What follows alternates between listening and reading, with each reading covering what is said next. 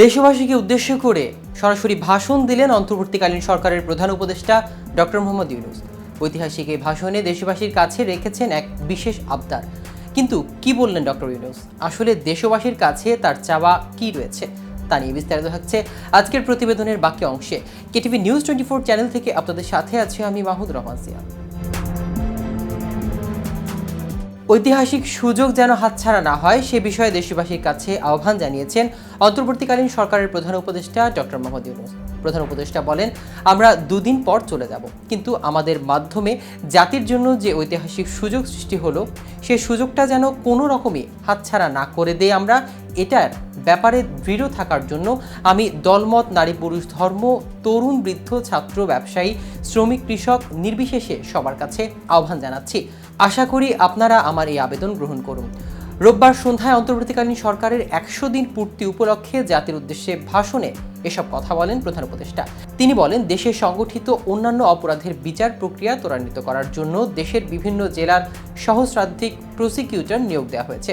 হাইকোর্টে ইতিমধ্যে নিয়োগ দেওয়া হয়েছে 23 জন নতুন বিচারক। বিচার বিভাগের ঘুষ ও দুর্নীতিমুক্ত করার জন্য সম্ভব সব ধরনের চেষ্টাই করা হচ্ছে।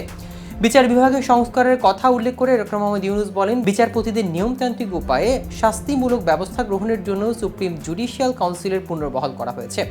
শুধু বিচার বিভাগই নয়, সর্বগ্রাহী দুর্নীতির হাত থেকে দেশের সব খাতকে রক্ষা করতে আমরা সচেষ্ট রয়েছে। দুর্নীতি দমন কমিশন পুনর্গঠনের কাজ প্রায় শেষ পর্যায়ে। দুর্নীতি ও অর্থ পাচারের অভিযুক্ত প্রভাবশালী 150 ব্যক্তির তালিকা তৈরি এবং 79 জনের বিরুদ্ধে অনুসন্ধান শুরু হয়েছে।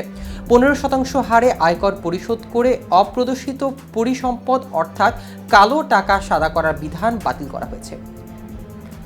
প্রধান উপদেষ্টা বলেন, সরকারি কার্যক্রমকে গতিশীল করতে বিভিন্ন পর্যায়ে 19,084 জন কর্মকর্তা কর্মচারীকে পদোন্নতি, 13,429 জনকে বদলি এবং 12,636 জনের বিরুদ্ধে শাস্তিমূলক ব্যবস্থা গ্রহণ করা হয়েছে। সংবিধান প্রতিষ্ঠান পাবলিক সার্ভিস কমিশন পুনর্গঠন করা হয়েছে। কুখ্যাত সাইবার সিকিউরিটি আইন বাতিলের নীতিগত সিদ্ধান্ত হয়েছে। এই আইনের অধীনে হওয়া যেসব মামলা মানুষের মত প্রকাশের অধিকারের সাথে সম্পর্কিত সেগুলো প্রত্যাহার করা হয়েছে। এছাড়া 133টি আইন বিধিবিধান তৈরি এবং সংশোধন করা হয়েছে এবং 353টি গুরুত্বপূর্ণ নীতি নির্ধারণী সিদ্ধান্ত গ্রহণ করা হয়েছে। প্রধান উপদেষ্টা বলেন, আমরা যখন কাজ শুরু করেছি দেশের অর্থনীতি ছিল বিপর্যস্ত। বৈদেশিক মুদ্রার রিজার্ভ তলানিতে আসার কথা, এই রিজার্ভ পরিস্থিতি এখন উন্নতির পথে। গত 3 মাসে রিজার্ভে কোনো রকম হাত না দিয়ে আমরা প্রায় $2 বিলিয়ন বৈদেশিক ঋণ শোধ করতে পেরেছি। জ্বালানি তেল আমদানিতে পঞ্জীভূত বকেয়ার পরিমাণ $478 মিলিয়ন হতে কমিয়ে $160 মিলিয়ন আনতে পেরেছি। অর্থনীতি পুনরুদ্ধারে আমরা সর্বাত্মক চেষ্টা চালিয়ে যাচ্ছি। বিশ্বব্যাংক, IMF সহ বিভিন্ন দাতা সংস্থা ইতিমধ্যে ঋণ ও অনুদান হিসেবে প্রায় $8 বিলিয়ন দেওয়ার প্রতিশ্রুতি দিয়েছে, যা আমাদের ভঙ্গুর অর্থনীতিকে সচল করতে সক্ষম হবে। দর্শক, আজ এ পর্যন্তই। সারা দেশের নিত্য নতুন সকল আপডেট পেতে কেটিভি নিউজ 24 এর সাথেই থাকুন। ধন্যবাদ।